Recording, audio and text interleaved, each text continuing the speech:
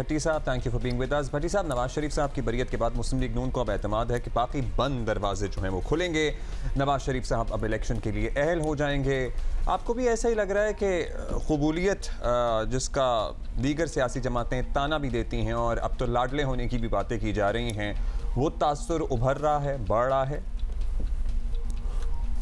देखिए, नवाज शरीफ लंदन से सारे बंद दरवाजे खोल कर निकले थे। नवाज शरीफ डील ढील के बादशाह हैं।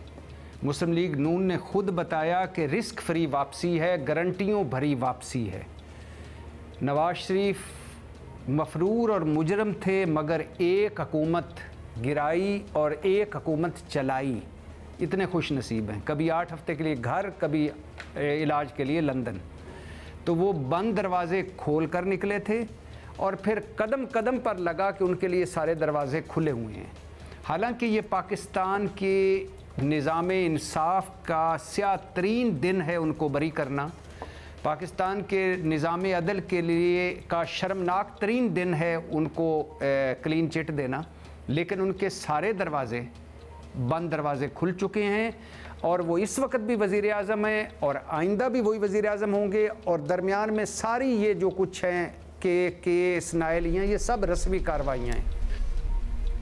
अच्छा, चलें दूसरी साइड पे बात कर लेते हैं। दूसरी जानिब तहरीक इंसाफ में इनकलाबी तब्दीली आई है, मतलब तब्दीली जिसको कहते हैं, तो वो अब लगता है कि तब्दीली आ रही है। कप्तान और उनके हुकूमती साथी सब पीछे चले गए हैं और पार्टी को अब नई क़यादत मिलेगी।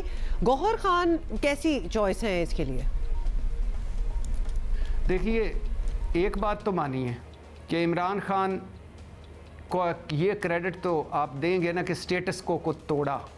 इमरान खान ने 2 शाही ख़ानदानों से हमारी जान छुड़ाई।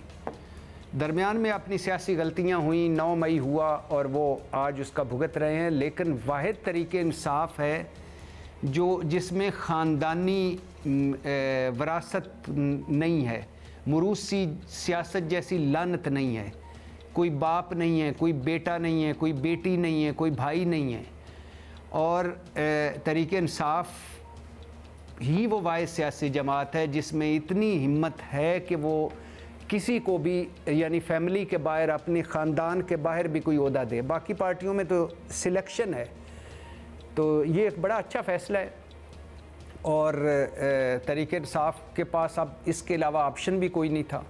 वकला तरीके इंसाफ का इस वक्त हरावल दस्ता है, वकला की लॉटरी निकली है और अच्छी बात है, ये अच्छी चॉइस है, वाइज चॉइस है। वकला की लॉटरी निकल आई है। अच्छा, अब भट्टी साहब ये भी बता दें, अब कंट्रोल पाकिस्तान तहरीक इंसाफ की क़यादत का बाज़ाब्ता तौर पर वकला के हाथ में है, जिसको आप लॉटरी कह रहे हैं। क्या PTI की मकबूलियत में फ़र्क पड़ेगा? इनके लिए दरवाजे खुल सकेंगे या अभी भी इनके लिए सबसे अहम फैक्टर कबूलियत ही है? नहीं, बड़ा लंबा सफ़र है। वो कहते हैं ना, औखियाँ रावां लम्मे पेंडे इश्क दे। औखियाँ रावां हैं, लम्मे पेंडे हैं।